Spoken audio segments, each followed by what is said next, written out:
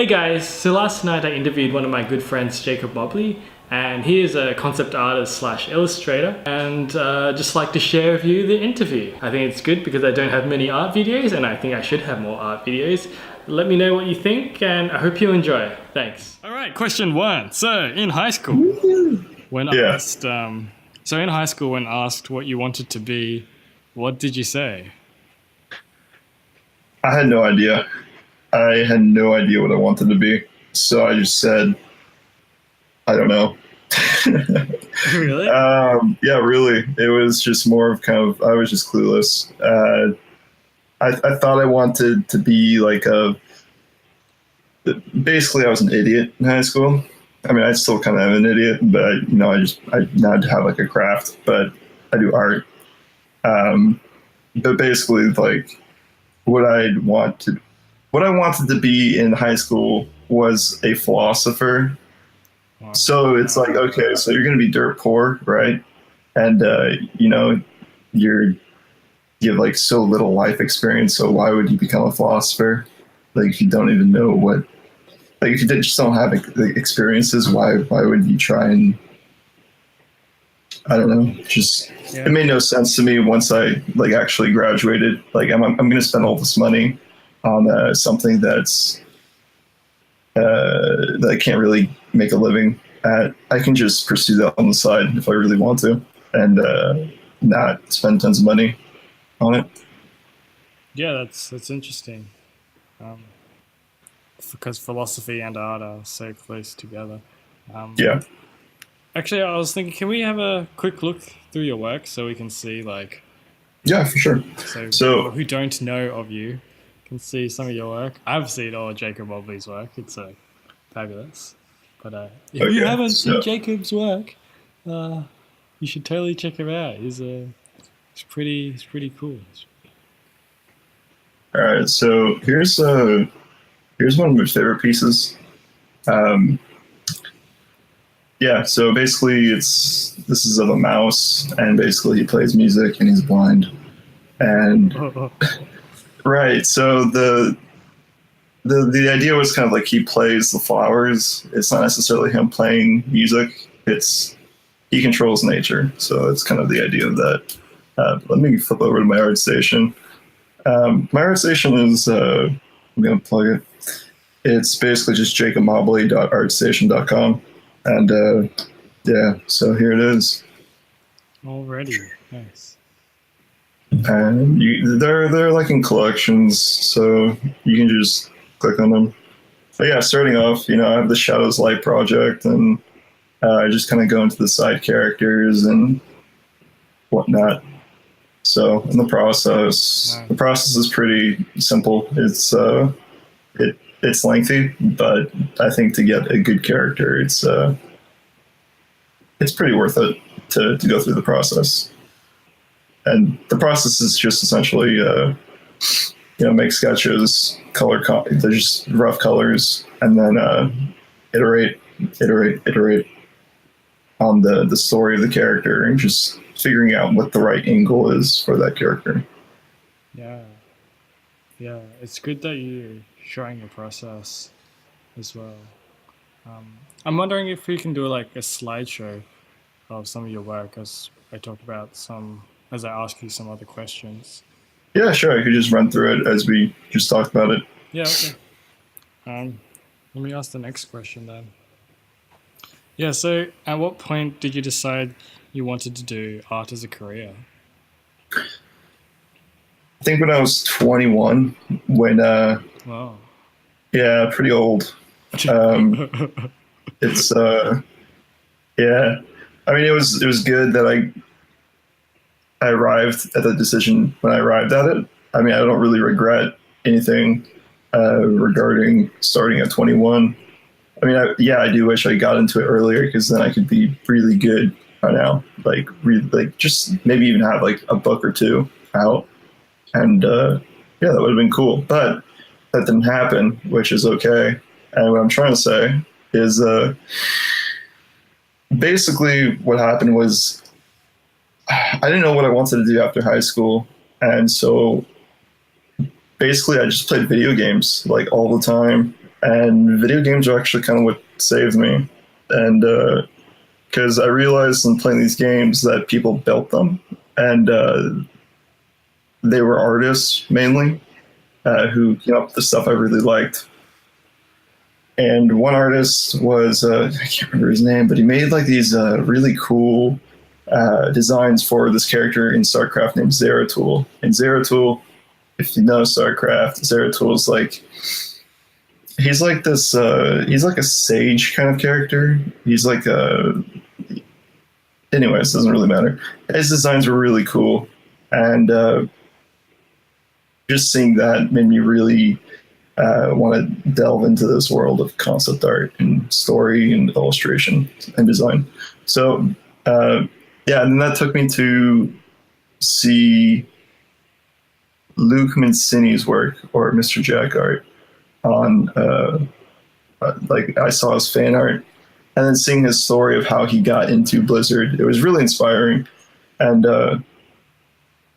because he did all this fan art and he was wanting to work for Blizzard essentially, and he got in through a lot of hard work. So yeah. And you thought that was really inspiring, obviously. Oh yeah, enough for me to be like, yeah, I can do this. I feel like I have enough of a good enough work ethic to get there. Yeah, your work ethic, even though you don't say like too good things about it, it is pretty hardcore.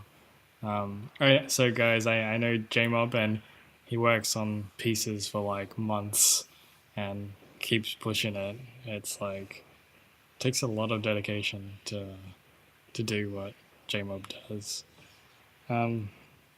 So I'm going to skip ahead to like another question. In the last 5 years, what new belief, behavior, or habit has most improved your life? That's a good question. Okay. I would say, let me think about that for a sec.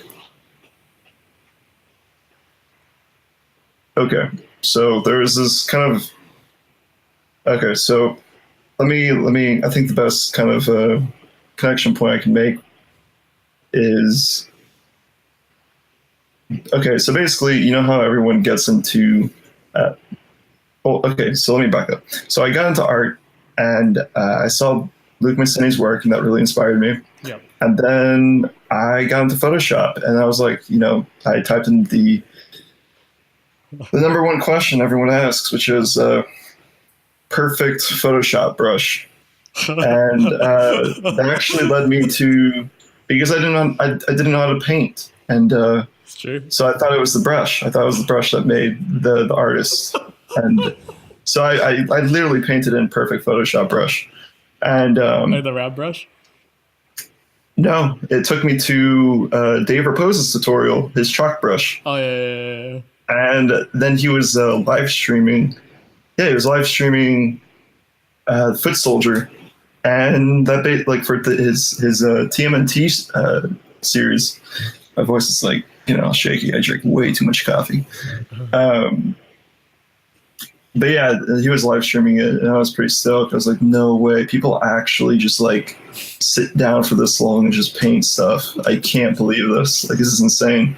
For me, it was just magic. Like, I didn't understand hard work at that point. So that was kind of a breakthrough. Actually, that was a huge breakthrough. And so I really, and because of that, I really liked Dave Raposa's style. And basically that led me to, aping Dave Raposa for like about a year to 2 years. And yeah, so, but it was a lot worse than Dave Raposa, like a lot worse than Dave Raposa. Dave Raposa is like really freaking good. So, so basically what happened that helped transform my kind of perspective was when I went to the Massive Black workshop. And this is kind of like the heart of the question, which is what new idea did I take on to essentially become how I am as an artist now, or just as a person. So I went to this Massive Black workshop and I was getting a critique, and it was the last day of the workshop. And pretty much I was told to not be Dave Raposa, like to be myself. And I felt like that was, and the guys creating me were really good, like really good. There was, I think, Mache Cusiara, I don't know how to say his last name. Yeah, Mache Cusiara, Wesley Burt, and Jason Chan. Yeah. And I didn't have a pencil with me. They told me so much. They spent so much time on my critique. I don't remember anything except for, be yourself, and really just to be myself. And I really, that really hit home. I took it really hard because, like, they told me what I was doing was like, it worked, but you don't want to be a copy of someone else, because it doesn't work out, like business wise, doesn't work out. It doesn't work for the individual artist, like who's aping the style. Yeah. And also the main thing, Loomis actually talks about this. He's an artist dude who wrote a book. I think it's called Figure Drawing for All It's Worth. It's really great. Yeah. But my main point is that he talks about artists who mimic other artists, and he talks about kind of how they have a really low sense of security or identity, or just how they view themselves. Their self-esteem is really bad, and that's exactly who I was at that time. My self-esteem was terrible, and just every part of it was true. And so I came back from that workshop and I realized, man, I don't know who I am. I have no idea what I like. I have no idea. Like, I'm clueless. Like, I was very clueless, and I just didn't know what I liked. So it took about 2 to 3 years to really understand that what I like is much more simplified. So I like much more simplistic shapes, almost like an animation type thing. Yeah. And I really like story, and that's kind of been my goal. Is I really want to tell stories that have just kind of a charm to them. Like one artist I really look up to now is Shiyun Kim, and a bunch of others. But Shiyun Kim and a bunch of Disney artists are really inspirational to me. Yeah. But I'm not trying to copy them. I'm trying to integrate it into my knowledge of fundamentals and whatnot. But yeah, that was a long answer. Sorry. Yeah, no, that's super interesting, because you went from super realistic Dave Raposa, kind of gritty style, to being inspired by Shiyun Kim, and it's like animation style, and it technically, I think a lot of people think that the gritty realistic style is much harder. Well, what do you think about that? I think it's a different part of the spectrum for fundamentals. It's the realistic thing is really, like, from my angle or my perspective, it's much more of a focus on mood and knowledge of materials. Like, because if you're doing the hyper realistic thing or just realistic thing, then you really have to focus on essentially either implying detail or knowing how these different surfaces react in like a really intense way. So it gets really complicated really fast if you don't know how these materials react. And I felt like I could carry that over. I mean, I wasn't very good at it, but I got good enough at it to know kind of how to simplify it, because you know how you need to know how something is complicated in order to simplify it to an animation style. Like if you look at Shiyun Kim's, his studies of hands, they're really, like, on his Instagram or something. Basically, you can see that he's really pushing it, like the structure of the hand. He's not putting it in this like animation style, Yeah. and he's really figuring out the complexity of it first, so he can simplify. And I think that's very interesting. Like David Poza, he's I don't want to speak for David Poza, but um, I'll just say what I can tell just from observation, or at least guess at it. Um, he's really simplified his kind of process. Like he's gotten more into drawing and how and animation principles, and I think that's super important because now he's able to simplify, and he's doing what a viz dev artist will do. He'll understand the complexity of something and then he'll reel it back to tell the story. Yeah. And I think that's really cool. Yeah. And I think that's like, it's what gets a lot of people started in drawing is that they see these cartoons and then they copy these like really nice simplified forms because they have been so well designed. Even though a lot of people have no idea how much work goes into making these really simple shapes. Right.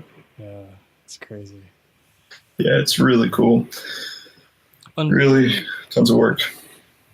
On being your own artist and learning fundamentals, how does that kind of integrate with each other? Because I feel like a lot of the art advice out there is to learn the fundamentals, but how, if you're always learning the fundamentals, how are you going to become your own artist? Because the fundamentals are very like still life, just or like going out figure drawing, and it's all very I guess kind of stiff, but like, do you know what I mean? There's a prescribed Yeah. process for learning, but becoming your own artist isn't necessarily part of that prescribed process. Yeah. Like finding out who you are, just what you like. Yeah. I think integrating that into more so like, the concept of life informs art. I think it's when artists kind of adapt that kind of forum, like conceptart.org forum mentality where they just do studies and they kind of lose who they are as a person. It's like in their second, third year. Like, I'm just going to talk from my personal experience. So I did like a fan art piece for a contest for League of Legends, and I really liked it for my first year, and I liked the idea. Like I found out who I was in that first year, and then I lost it because I thought it was about studying in detail, and that's what mainly most people reacted to, like in the art community. Yeah, it's true. They wanted to see like how detailed, how rendered can you make this, and yeah, it was just insane, and I think once a person realizes how much life can inform a piece or how much a story can impact your work, I think that's when a person can get really good, because they're designing with a prompt, so they're figuring out kind of how they can implement these fundamentals appropriately or balanced. Because if choosing which story you want to tell is going to really simplify things in making you more focused. And, like if you want to be more focused in what you want to do, you need to figure out essentially what you don't want to do. And that's just as hard as figuring out as what you do want to do. And I think figuring out, the kind of the things you don't like are going to be the things that propel you forward to finding a story worth telling. Yeah. And learning those fundamentals much quicker. Yeah. Yeah. So speaking of fundamentals, what are some bad recommendations you hear that you think, what the question is, what are bad recommendations you hear in your profession or area of expertise? That's hard because it's like I can't really call it bad. Yeah, it I is. think bad. I think bad is like. I think bad. Man, it's tough. I think bad is just not knowing a story to tell, like or understanding. No, okay, I know what bad is. Okay, so bad is like in the art world that's kind of been understood as being good for some time is basically like killing yourself over like just the just crazy things artists obsess over um, so yeah, like studying a hand or like doing the 100 hand study or something like that. Yeah, that's really great and great, good on you. But like, at what cost are you going to do that? And are you really putting the effort into learning uh, or dedicating enough focus to each study, or is it just busy work? Um, Oh, so you have nothing against doing the 100 hand studies. By the way, guys, I think it's so funny. J-Mob said that because he's done a lot more than 100 hand studies. yeah, But so you think that there's a lot of people doing like a bunch of hand studies to be like, oh, look, I did 100 hand studies, guys. But they're more just like going through the motions of doing yeah, the it's study. more of just a Yeah. checklist. Like, did 100 hand studies, check. Don't have to do them anymore. Yeah. Um, and they realize like 2 years down the line that, oh shoot, I should have taken my time and really applied those hand studies at like number 20 or 5 or whatever, Yeah. enough to really understand that, oh, okay, I'm not understanding this part of it. Or maybe it's a principle, maybe it's not 100 hands, or maybe it's not hands that you're having a problem with, it's the principles, like in the beginning of like Hampton, or like all these like huge animation, or not animation, huge figure drawing books. Mm. Like the first pages are principles, and you're supposed to really understand that these principles are the key to how clear these drawings are going to be, or how clear these drawings should be, or what are the essential things you should be understanding when doing a figure drawing or when drawing hands, or uh, yeah. So Yeah. yeah, Definitely like quality of time spent learning rather than quantity of just busting out mindlessly to check yeah, the just list. just Yeah. being conscious of what you're doing and not just like mindlessly going through the motions. Yeah. Yeah, And and I'm guilty of these things too. uh, Of course, like every artist does this, I'm pretty sure, unless they're just freaking awesome, which is a lot of those people. Um, yeah, so segmenting on you saying you're guilty of this mindless work, but actually I think you're quite analytical in the way that you work or do some of your process. I was wondering if you could show us like some process for one of your pieces, or um, even just like diagrammatically show like the steps you would take for making a piece. yeah, sure. I don't have those up right now, but I can get those right now. Um, Sorry, guys. I'm gonna actually include that later because there's just so many files. So we'll have the process kind of attached in some way, or a link that you can view those. But essentially, like, Let's talk about this image then. okay. So like this image, I had a line drawing. I'll actually have this on my art station. That'd be easiest. Okay. So if we look at this right here, Oh yeah. let me zoom in.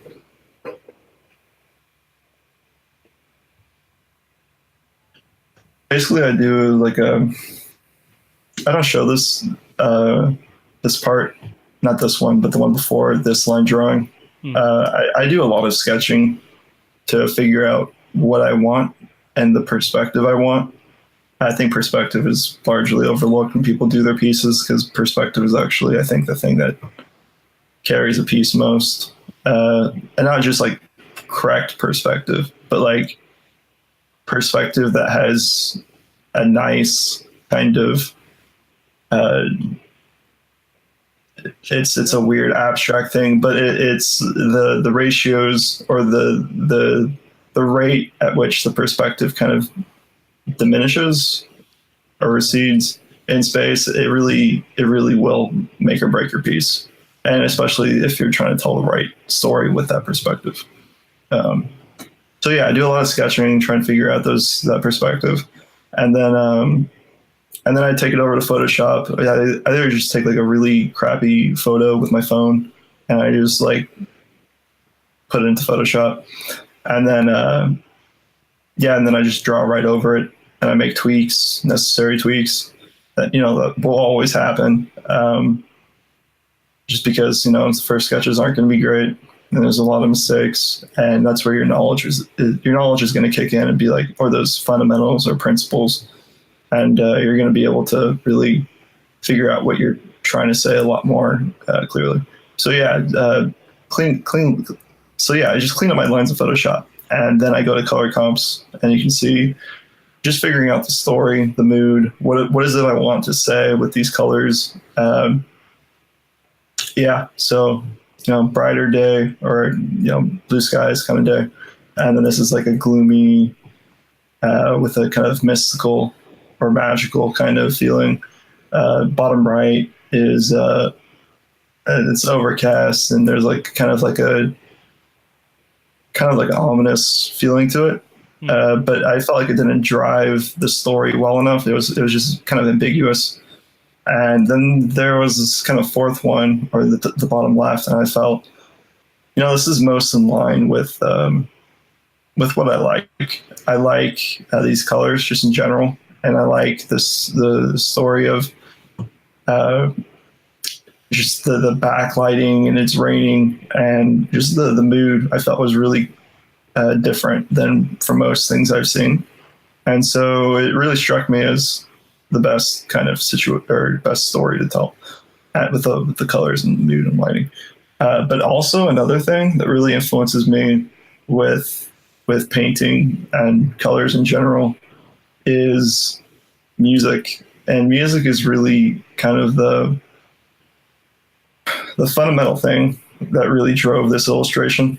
I was listening to, I have a problem with mumbling, but yeah, I was listening to Wicked Game, and it was a cover by, London Grammar, and it's a pretty great cover, I feel, and I used the color palette from that music video. Whoa. So I was like, yeah, it just hit home, and Yeah. I just even though the color palette's not like mind blowing, it really felt like it fit the piece. Yeah. Like totally like symbolism, expression for you at least. Right. And like it like totally, even though I've never seen that video clip, I like maybe I can go somehow like subconsciously hear those sounds, or like that, at least the mood in which that they were going for from those colors. Yeah, totally. It's that just like I feel like the range, and I don't know, dude. I can't quantify it with like, I don't know. I have a problem quantifying like this color equals this pitch. Yeah, so you have or like for color comps. Yeah. So I was listening to the song, and I was like, I'm not feeling it. Like, I don't feel this top left one. I don't feel the top right one. I don't feel like the bottom right one was working well enough. I like the top left one a lot, but I felt like it was too happy. It was way too happy. And I felt like it's not interesting storytelling if you have like happy background by, or if you have like a happy kind of character and you have a happy background, it's like, okay, well, why are you telling this story about where there's like no conflict, there's no kind of uh, like if you don't have like a conflict or like something moody or something like around the corner in terms of lighting, like if you're not silhouetting objects with light, I feel that there's kind of like my interest gets lost because I'm not implying that there's more to the scene. I'm just saying it's a happy painting. Yeah. And anyways, I'm getting lost in the trail, but or in the woods. I totally agree. It's almost like having a mini film in one image.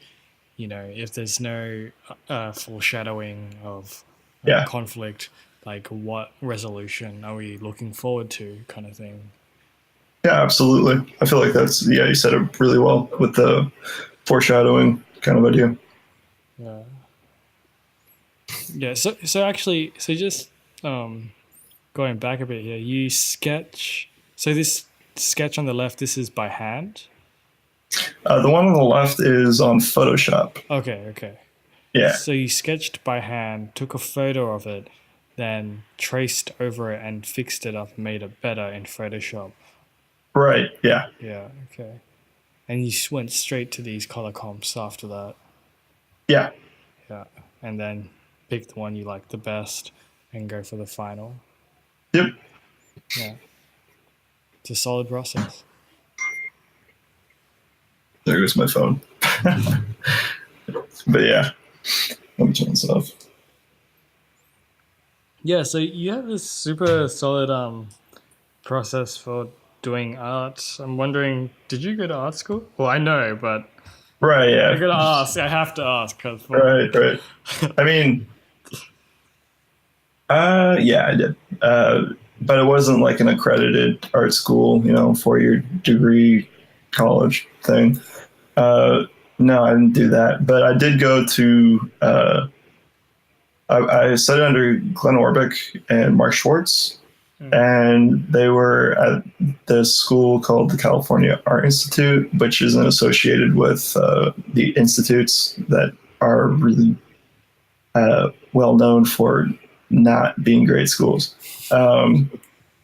Yeah, so Glenn Orbeck, he was taught by Fred Fixler, and he's kind of he taught a bunch of guys who are well known now, and yeah, and Glenn Orbeck, he's passed away, and so same with Fred Fixler. So it's kind of weird to be like to have that kind of knowledge he had, and being kind of like, it's what I'm trying to say is that he really taught me a lot in terms of telling the story, and that's where I feel like the main that's what I can always come back to in terms of applying all these fundamentals, all these like principles, and really understanding story is kind of my base. That's what I always come back to. But basically, what happened after that, after those 2 years of studying with Glenn, I studied with another teacher, and basically that was great. And then we got into more of like principles and whatnot of like drawing the figure in organic forms. And after that, I was taught by another more teachers, and they got more into design. And that was at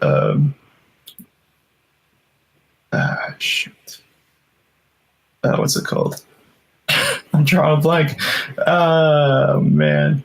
Anyways, after this school, I went to Brainstorm, and Mark, what's that school's name? You went to it too. Concept Design Academy. Yeah, Concept Design Academy. Yeah, yeah.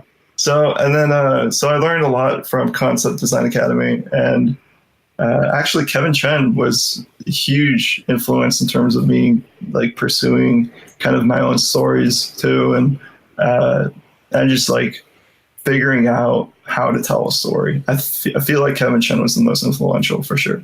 Interesting. For that kind of angle I've been taking recently and for the last year or 2 years. Because, like, I remember pitching a project to him, and I know I'm all over the place, but I think this is really important to the story, or to what I'm trying to say.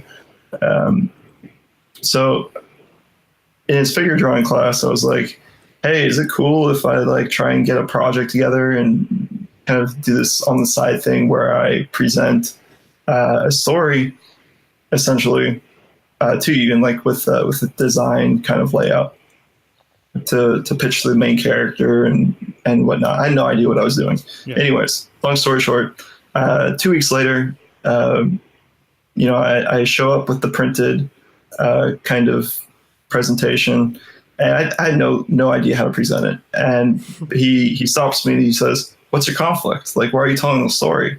And I'm like, I don't know.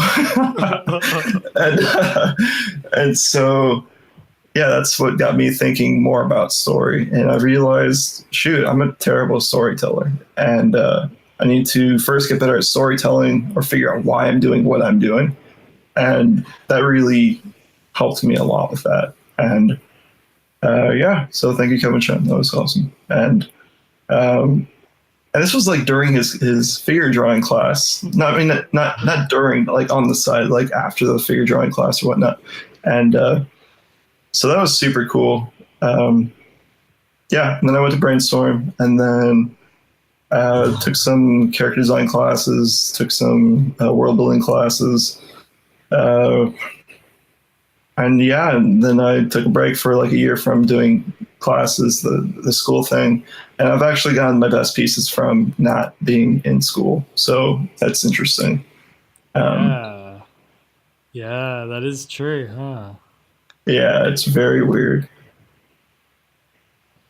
I guess But yeah, I guess like taking the time away from the influence of everyone else really helps you discover what kind of characters you want to do, or like type of artist you want to be, rather than swimming in the tide of everyone else in the school, right?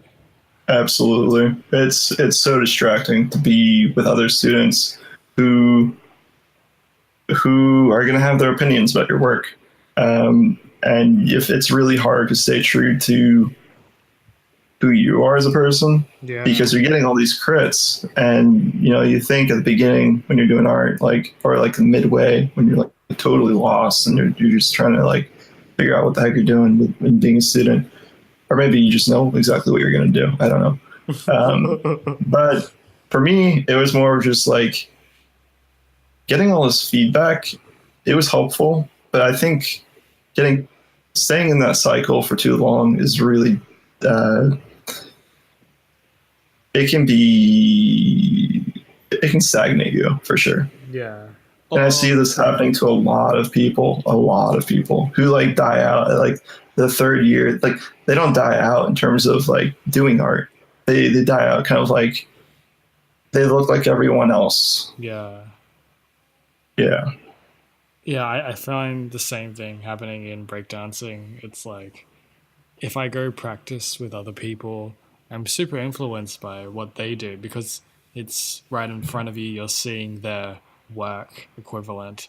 And even though I didn't want to go in that direction beforehand, like I'm still trying to stay true to myself, but I see them trying so hard for something else, and it's like, I guess, a human herd mentality almost. Oh yeah. And I don't.